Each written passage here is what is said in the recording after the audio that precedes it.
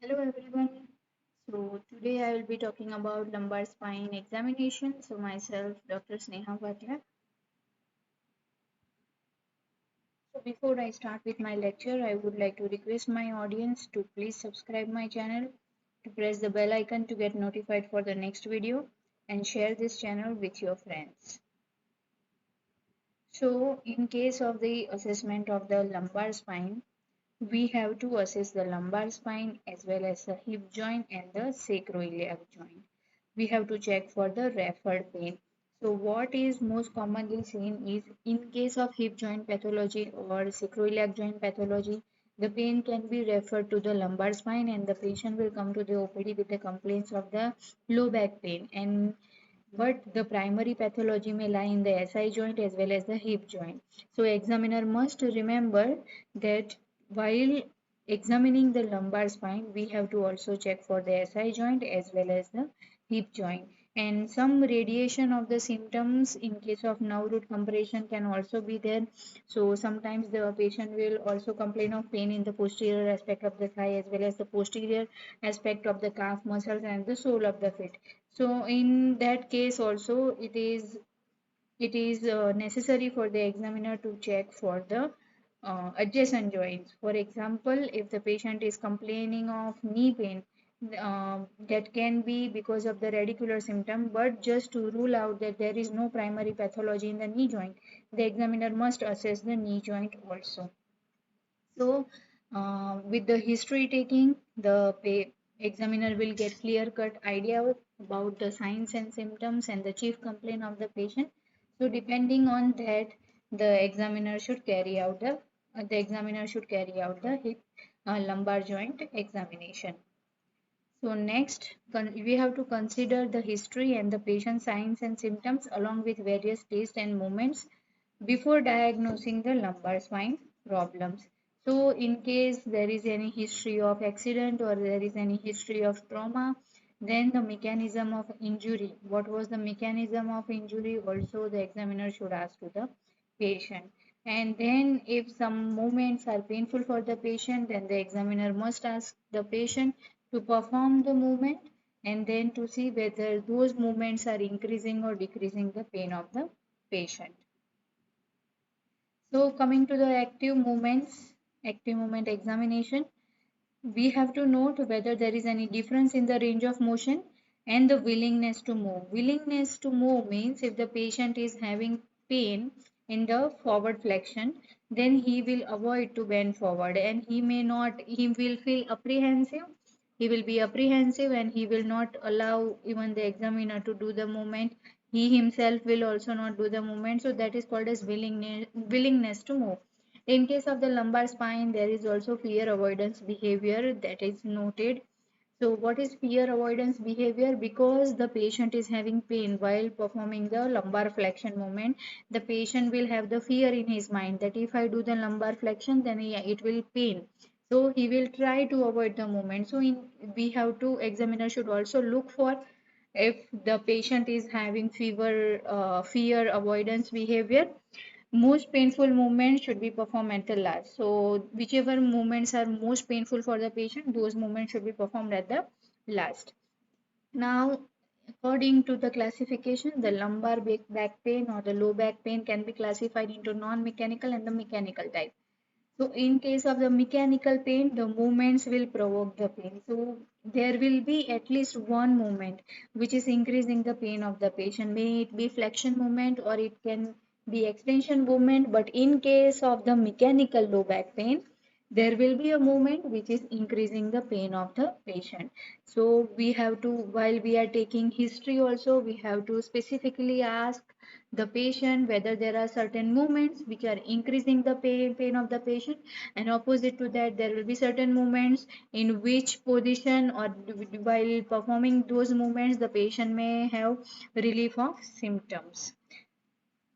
Next is, while we are assessing the active movements, we have to see whether there is limitation of any movement. For example, we have lumbar flexion and lumbar extension, so we have to check whether the patient is having limitation in any of the movement, whether pain is associated with the movement, muscle spasm is there or not. In case of the active movement assessment, the examiner should also look for any stiffness. If there is there any stiffness present in the lumbar spine, then blocking of the movement is present or not. And as the patient reaches the full range of active movement, passive overpressure may be applied. So suppose the patient is having limitation in the active movement, then when the patient has completed his range of motion, at the end patient therapist can apply the overpressure. So that is just to check whether passively the therapist is able to perform the full range of motion or not. So these things we have to note while performing the active movement examination. Another thing is, if the patient is having pain in case of sustained movement or combined movement, then those kind of movements also should be checked. So if the patient reports that a sustained position increases the symptom, then the examiner should consider having the patient maintain the position. For example, flexion is painful, then hold the flexion movement at the end range of motion for at least 10 to 20 seconds to see whether the symptoms are increasing or decreasing. Then the therapist should also check for combined movements and repeated movements. In case of repeated movements, the therapist can simply ask the patient to perform the movement at least 10 times to see whether the repetition of the movement is increasing the pain of the patient or it is decreasing, or there is no change in the symptom even after doing the repeated movements. So this picture is showing us the lumbar spine movements. So first picture shows the flexion and the extension. Flexion means bending forward from the spine. Extension means bending backward from the spine. Left side and right side bending is shown. And the last picture is showing the rotation to the left and to the right side. So these are the movements of the lumbar spine. So this is another picture showing the movements of the lumbar spine. So here we can see active movements of the lumbar spine. Picture A and B. Both are measuring the forward flexion using the tape measure. In picture C, we can see the patient is performing the extension movement. In picture D, we can see side flexion movement, that is the anterior view. In picture E, there is side flexion, but that is the posterior view. In picture F, we can see rotation of the lumbar spine in the standing position. And in picture G, we can see rotation of the lumbar spine in the sitting position. So next, what is the range of motion for each of these lumbar movements? Forward flexion is around 40 to 60 degree. Extension is about 20 to 35 degree. Side flexion or lateral flexion towards left and right is around 15 to 20 degree. Rotation towards right and left side is around 3 to 18 degree. So sustained posture, repetitive movement and combined movements. If the patient is giving history that he is having pain while performing sustained, repetitive or combined movements, then only the therapist should check this movement. So greatest motion in the lumbar spine occurs between the L4 and the L5 vertebra and between the L5 and the S1 vertebra. So that means whatever range of motion is available at the lumbar spine, the maximum of the motion is taking place at the L4, L5 and at the L5, S1 level. And that is why these regions are also more prone to injury and to trauma and to develop disc prolapse and disc protrusion. All these problems are also common at L4, L5 and L5S1 region because the movements are taking place at these segments, and as well as the axial load that is coming from the head, arms and the trunk, that is the HAT, the low axial load that is coming over L4 and L5 and L5 and S1, that is comparatively more, and these segments are more mobile compared to the other segments of the lumbar spine. That is why the pathology of the lumbar spine is also more prone to develop at this region. So in the spine, the movement of the side flexion is coupled movement with rotation. So because of the position of the facet joint, both the side flexion and the rotation occur together, although the amount of movement and the direction of movement may not be the same. So what is coupled movement? In case of the lumbar spine, we have a concept called as coupled movement. So what is coupled movement? Coupled movement means when we are performing the lumbar side flexion, that time rotation is also taking place. So these two movements cannot take place in isolation. Okay, in isolation these two movements are not taking place, but always when there is side flexion there is also rotation. So this kind of movement where side flexion and rotation are occurring together, that is called as the coupled movement, and that is happening in the lumbar spine because of the position of the facet joint. Okay, so this is the picture showing the coupled movement. We can see in the first picture there is side bending towards the left. We can see the vertebrae in the side flexion towards the left side, and there is also rotation that is taking place towards the left side. In the right side picture, we can see side bending towards the left and rotation toward the right side. So the direction of rotation may vary in different situations. So according to different author, this kind of side bending and rotation in which direction they are taking place. It can be in according to different author, they have difference of opinion. So different authors interpret the couple movement in the spine. So as the patient side flexes, the examiner should watch the lumbar curve. Normally, the lumbar curve forms a smooth curve on the side flexion, and there should be no obvious sharp angulation at only one level. If angulation does occur, it may indicate hypomobility below the level of hypermobility above the level in the lumbar spine. So let us see, according to different authors, what is the direction of the coupled movement. So coupled movement, side flexion and rotation believed to occur in the spine in different position. So you can see different authors, Kaltenborn, Fretti, Oxland, they have their difference of opinion. So in neutral position, in flexion and in extension. So according to some authors, according to Fretti's law, if we see in flexion, the side flexion, when we are performing side flexion, that time rotation is also happening on the ipsilateral side, and in extension also it is happening on the ipsilateral side. But according to other author, in flexion there will be contralateral rotation, and in case of extension also there can be contralateral rotation. So difference of opinion is there, but all you should remember is that there is coupled motion in the case of lumbar spine. When we are performing the lumbar side bending, that is the side flexion or lateral flexion, lumbar rotation is also taking place. Next, so Mackenzie advocates repeating the active movements, especially the flexion and the extension, 10 times to see whether the movement increases or decreases the symptoms. So, according to the Mackenzie classification system and the method of evaluation that is called as MDT, MDT means mechanical diagnosis and treatment. According to that system of assessment, when we are performing either lumbar flexion or extension, the movement should be repeated at least 10 times. Same thing goes for the rotation as well as the side flexion. The therapist should ask the patient to perform the movements at least 10 times. Then we have to ask the patient that after performing the movement for the 10 times, whether then their pain has increased, it has decreased, or it is the same, or there is no change in their symptom, so or it has made it worse, the pain is worse, so that the examiner should ask the patient.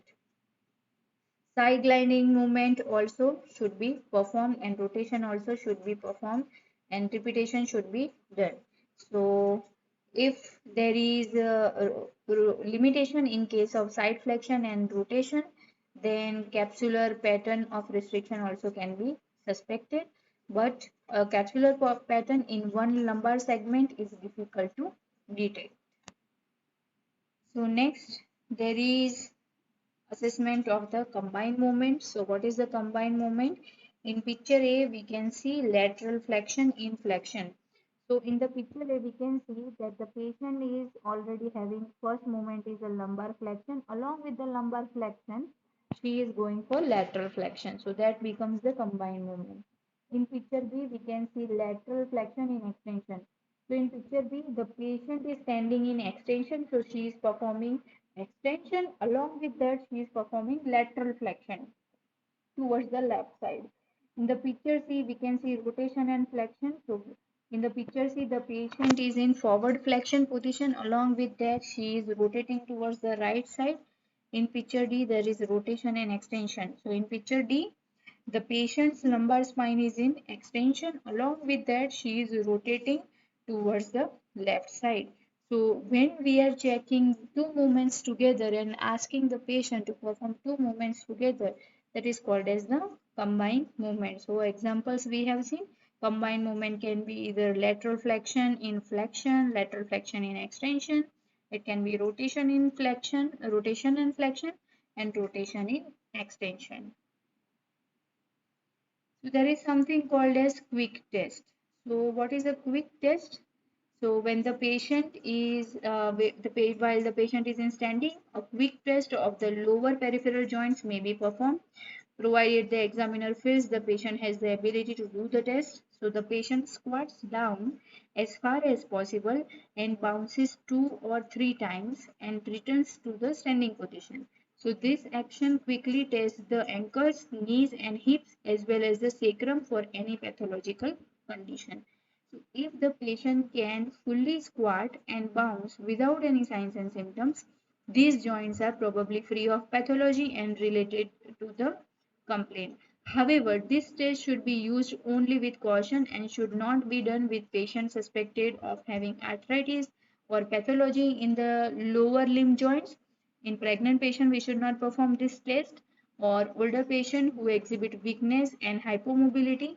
If this test is negative, there is no need to test the peripheral joint with the patient in the lying position. So this kind of quick test can be performed. So in this we can when the patient is in standing position, we can ask the patient to bend from the knees and go into sitting position, so that can assess the lumbar spine as well as the adjacent joint. Next, there is something called as Trendelenburg sign. So in this picture, we can see picture A, B and C. So picture A, patient has to stand on one leg. So picture A, which is in the anterior view, is showing the negative Trendelenburg sign. So there are no signs of Trendelenburg. And in picture B, that is the side view, again it is a negative test. And in picture C, that is the posterior view, positive test for a weak right gluteus medius. So on the right side gluteus medius, we can see posteriorly in the lumbar spine a curve can be noted. So the patient is asked to balance on one leg and to go up and down on the toes 4 to 5 times. This is in effect a modified Trendelenburg test. So while the patient does this, the examiner should watch for the Trendelenburg sign. So a positive Trendelenburg sign is shown by the non-stand side ilium dropping down instead of elevating as it normally would when the patient is standing on one leg. A positive sign may be caused by the weak gluteus medius muscle or a coxa vara on the stance side leg. If the patient is unable to complete the movement by going up and down on the toes, the examiner should suspect an S1 nerve root lesion and both legs should be tested.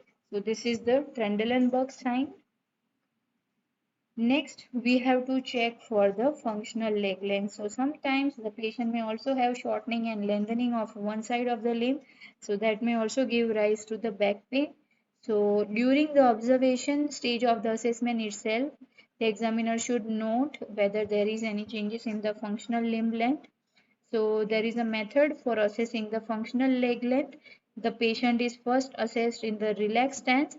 In this position, the examiner palpates both the PSIs and the ASIs, noting any asymmetry. The examiner then places the patient in a symmetric stance, ensuring that the subtalar joint is in neutral position, the toes are straight ahead and the knees are extended.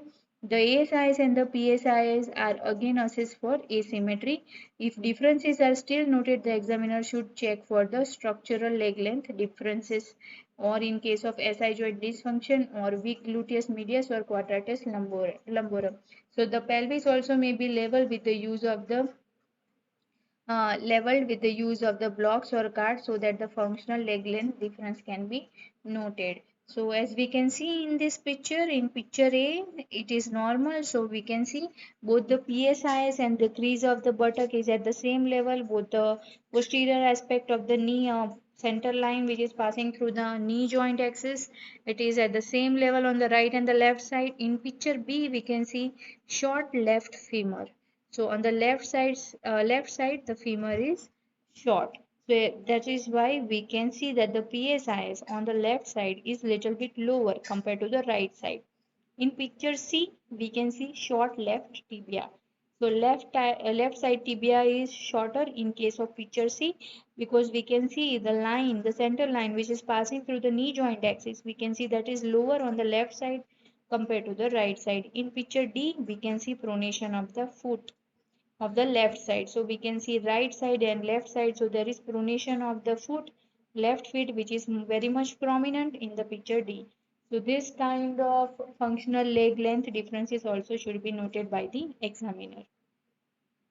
Next is the passive movement examination. So in case of the lumbar spine, passive movements are very difficult to perform because of the weight of the body. If active movements are full and pain-free, overpressure can be attempted with care. However, it is safer to check the anfield of the individual vertebrae in the lumbar spine during the assessment of the joint plane movement. And the anfield is same, but the examiner has better control of the patient and is less likely to overstress the joint. So, what are the anfield for different kind of passive movements at the lumbar spine? So, for the flexion of the lumbar spine, the anfield is tissue stretch. For extension also, it is tissue stretch, side flexion and rotation also. The anfield for the lumbar movements of side flexion and rotation is also tissue stretch. Next, coming to the resisted isometric movement. So, resisted isometric movement should be checked, which will give us an idea about the muscle strength of the lumbar spine. It is first checked in the neutral position. The patient is in sitting position. The contraction must be resisted and isometric so that no movement occurs.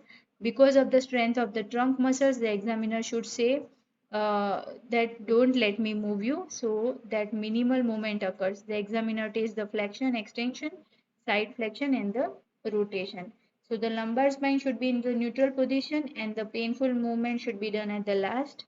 And the examiner should keep in mind that strong abdominal muscles help to reduce the load on the lumbar spine by approximately 30% and the thoracic spine by approximately 50% as a result of the increase intrathoracic and the intra-abdominal pressure caused by the contraction of the muscles.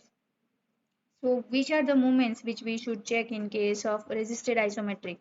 We should check the forward flexion, extension, side flexion, both the side right and left, rotation left and right, dynamic abdominal endurance, double straight leg lowering, dynamic extensor and endurance, isotonic horizontal side support and internal and external abdominal oblique test can be performed.